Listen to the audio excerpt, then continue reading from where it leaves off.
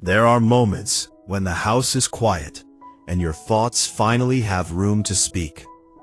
Moments when the noise of the day settles and you realize how much you have been carrying inside. Not dramatic things, not always obvious pain, just the steady weight of unanswered questions and unspoken hopes.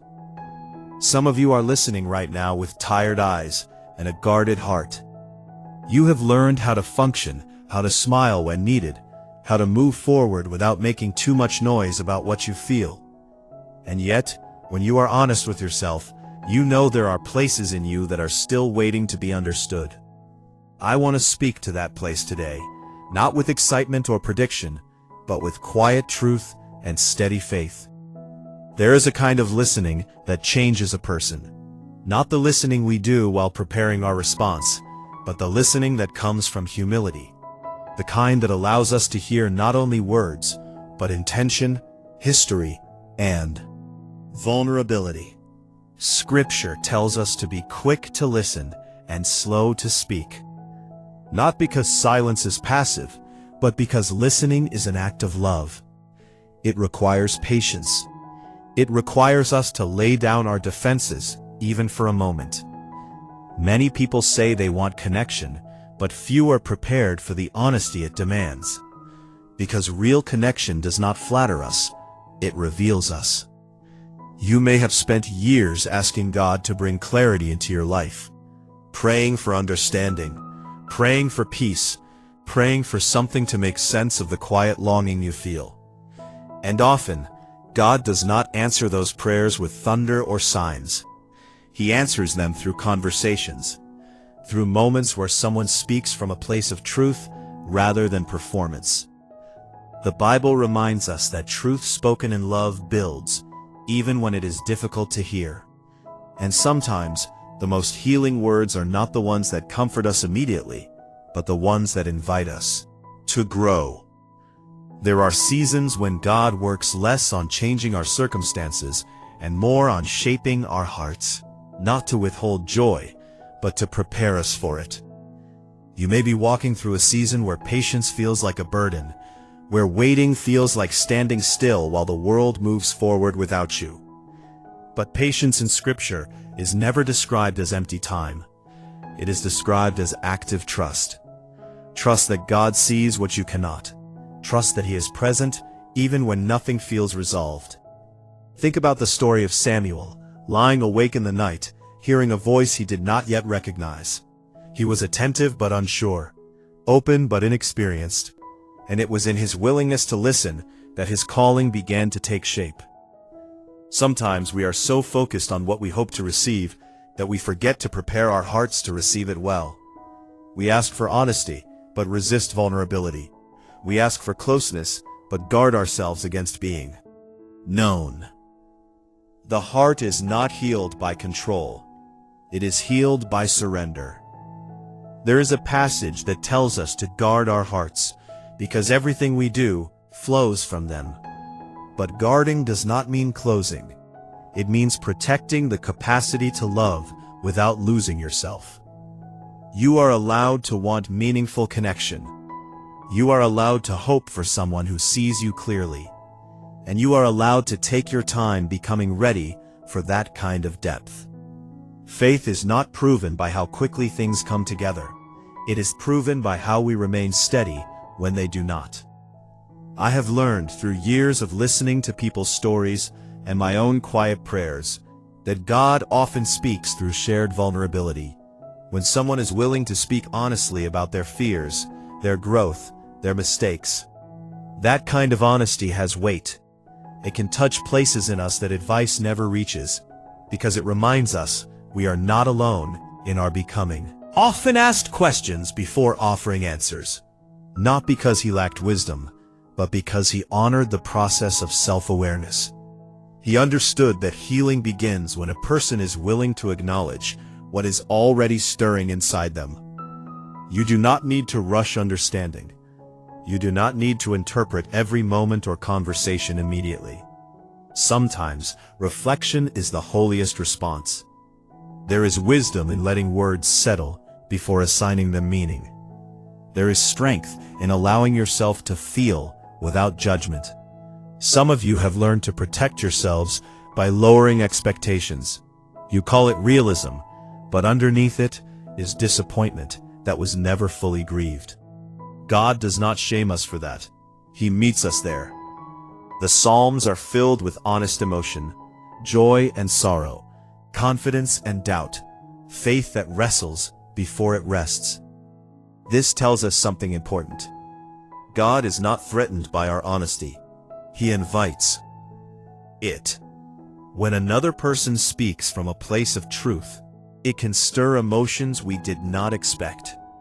Not because they are responsible for our feelings, but because their honesty mirrors something we have been holding quietly. And that stirring is not something to fear. It is something to pray through. Prayer is not always asking. Sometimes it is listening. Sometimes it is sitting with God and saying, I feel this, and I do not yet know what it means. The book of Proverbs speaks about wisdom entering the heart and knowledge becoming pleasant to the soul. That kind of wisdom does not rush. It settles gently, like something finding its rightful place. You may not have all the answers today. You are not required to. Faith is not certainty about outcomes. It is confidence in God's character. There is a difference between trusting God and trying to predict His plans. Trust rests. Prediction anxiously calculates. Waiting, let it be a season of becoming. Becoming more honest with yourself. Becoming more grounded in your worth. Becoming more attentive to the quiet ways God speaks. Your value has never depended on someone else's readiness or understanding. It was established long before any human relationship entered your story. The Bible reminds us that we are known fully and loved deeply.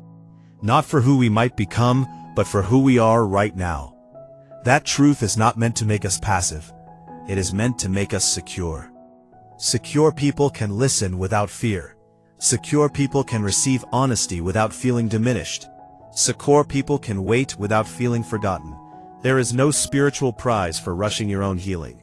There is no holiness in ignoring what your heart needs to process. Jesus often withdrew to quiet places, not to escape people, but to remain aligned with God. Even He made space for reflection. Needing quiet, honor that. If you need time to pray, take it. If you need to sit with something before responding, that is wisdom, not weakness. Sometimes the most faithful thing you can do is slow down. I want to say this clearly. You do not need to perform faith. You do not need to sound strong all the time. God meets sincerity, not image. There is a verse that speaks about God completing the good work He began in us. Notice that it does not say we completed ourselves. It says He does. That means growth is a partnership, not a pressure. As you move forward, let gratitude anchor you. Not gratitude for outcomes you do not yet see, but gratitude for the strength you have already been given. You are still here, still believing, still open enough to listen. That matters. If you find encouragement in reflections like this, you are welcome to subscribe to the Angels Decode channel. Not as an obligation, but as a way to stay connected to messages grounded in faith and reflection. And if you feel moved, you can leave a kind word in the comments, or share this with someone who might need a moment of quiet reassurance. No pressure, only invitation. As we close, take a breath, not a rushed one, a full one. Trust that God's timing is not careless. Trust that your heart is being shaped with intention. Trust that what is meant to grow will do so in season. Give thanks for the patience you are learning. Give thanks for the discernment forming within you. Give thanks for a God who listens as deeply as He speaks. And rest in that truth today. Let the rest continue where your thoughts are right now. Not ahead of you, not behind you, but exactly where you are sitting with this moment. There is something sacred about not forcing resolution, about allowing God to work beneath the surface where no one applauds and no one sees. That hidden work is often the most lasting. Many people think faith is proven in certainty, but Scripture shows us again and again that faith often lives in the tension between what is hoped for and what is not yet clear. Abraham walked without a map. Ruth stayed without knowing how the story would end. Mary asked questions even as she trusted. None of them were rushed. None of them were careless. They moved one faithful step at a time. You may feel pressure, sometimes subtle, sometimes loud, to have everything figured out, to know how you feel, to know what you want, to know what something means the moment it touches your heart. But God is not impressed by speed. He is attentive to sincerity. There is a difference between clarity that comes from reflection and conclusions that come from fear. Fear wants answers quickly so it can feel safe. Faith is willing to wait because it knows it is already held. The book of Ecclesiastes tells us there is a time for everything, a time to speak and a time to be silent. Not because silence avoids truth, but because it prepares us to receive it well.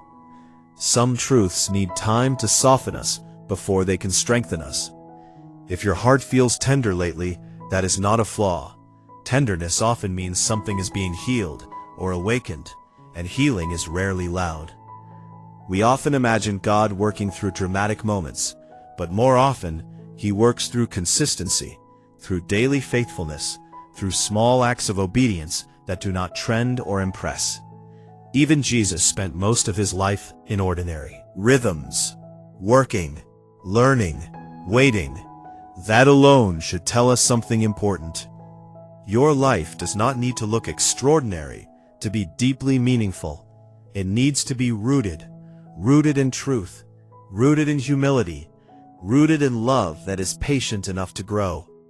There is a passage that speaks about love being patient and kind, not as a poetic ideal, but as a lived discipline. Patience is not passive. It is the steady decision to remain grounded when emotions pull us in many directions. Kindness is not weakness. It is strength that refuses to harden. You may have been hurt before by words that were careless, by silence that felt confusing, by hope that was offered without responsibility. Those experiences shape us. They make us cautious, and caution is understandable.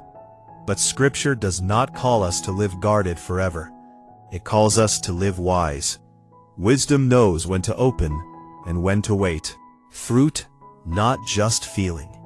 Jesus said we would recognize truth by what it produces, not immediately, but over time. That means you do not have to rush judgment.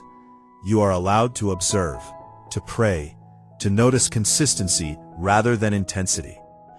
God is a God of order. He is not chaotic. He does not confuse us for sport. If something is meant to bring peace, it will not demand that you abandon discernment. Peace in Scripture is not excitement. It is alignment. Alignment between your values, your faith, and your actions. There is freedom in knowing you do not have to chase meaning. What is meant to reach you will do so without violating your boundaries or your faith. The prophet Isaiah spoke about God leading gently those who are with young. It paints a picture of care, of attentiveness, of pace. God does not drive us forward with impatience. He walks with us. If you are unsure today, that does not disqualify you. Uncertainty is often the doorway to deeper wisdom. It keeps us dependent on God rather than our own assumptions. I want you to hear this without exaggeration. You are not behind. You are not late. You are not missing what God intends for you. Your life is unfolding at the pace required for your growth. The world measures worth by outcomes. God measures it by faithfulness. Faithfulness in how you treat others. Faithfulness in how you speak to yourself.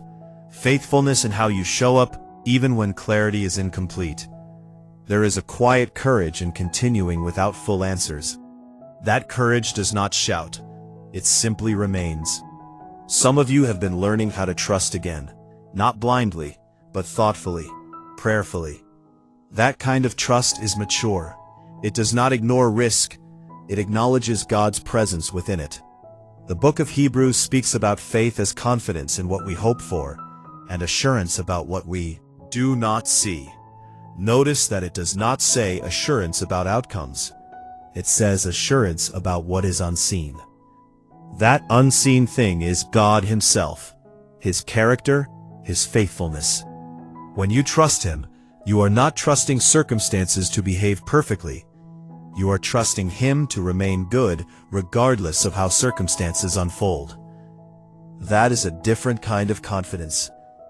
It allows you to stay soft without becoming naive, to stay hopeful without becoming dependent. If something has stirred your heart recently, you do not need to label it immediately. You can bring it to God just as it is, unfinished, uncertain, honest. Prayer does not require polished language. It requires presence.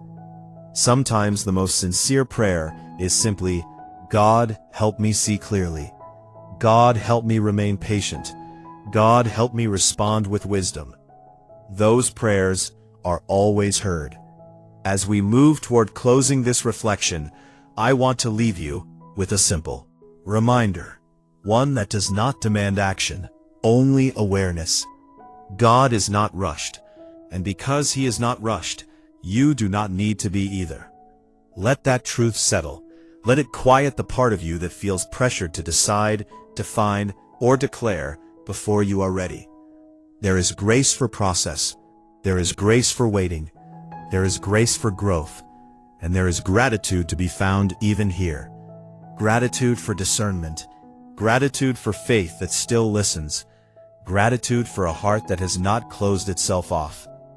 May you rest tonight or today, knowing that God is attentive, not only to what you will become, but to who you are right now. And may that be enough for this moment.